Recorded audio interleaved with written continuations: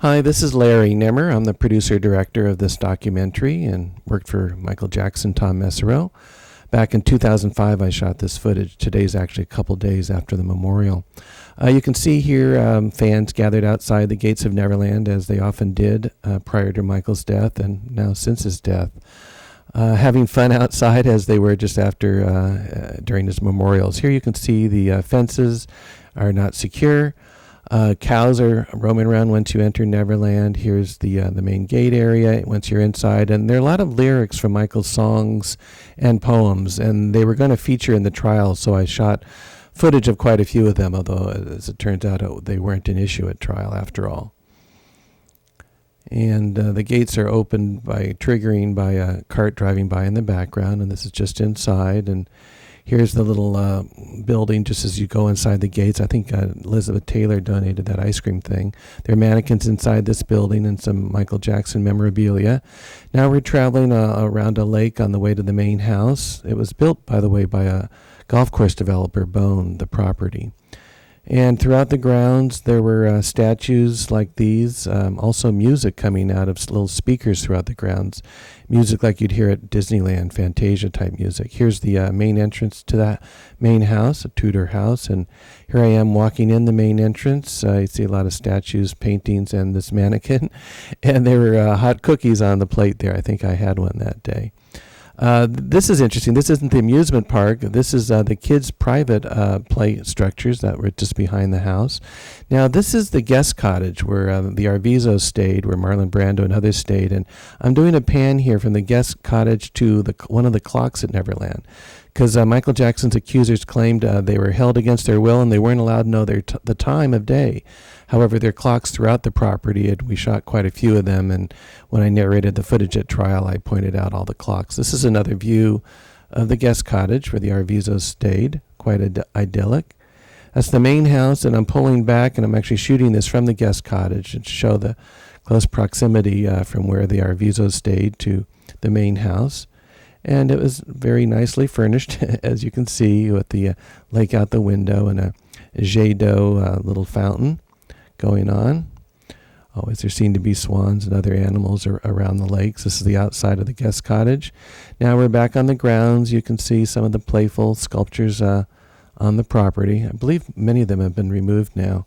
Here we're going towards the zoo and the arcade. Quite a few animals at the zoo, including giraffes, llamas, elephants, and what have you. Those llamas are cute. Here's the amusement park. Now, when I was there weren't any other children on the property other than Michael's. There were no tours allowed in during the trial, but I got the operator of the amusement park to operate all the rides so we can see what it would normally be like. More of Michael's lyrics or poems here in the amusement park, and once again, I videotaped these thinking they were going to be used at trial. I did both some still photos and video of this. Back on one of the trains, there were 3 trains on the property. Michael tells a story how the train whistle when he grew up in Gary, Indiana was so magical to him, and so he really appreciated it. Now we're outside the video library. There were a few video libraries at Neverland. This is, I guess, the one that his guests would use, and this was shot in 2005. It's mainly VHS tapes at that time. There were some DVDs around. But his personal VHS store was kind of like a Blockbuster kind of store with titles and by category all the videos and films were kept. And he had quite an interesting cross section, mainly wholesome family entertainment. The cops, obviously, or the sheriffs were looking for something more incriminating, but I don't believe they found anything. This is the administrative offices across from the main house, and one of a painting of a famous pose of his in the background. This is the mail room. He constantly got mail from around the world, particularly during the trial. Mail showing fans' support. Mail from all over Iran, Vietnam, France, Italy, U.S., etc.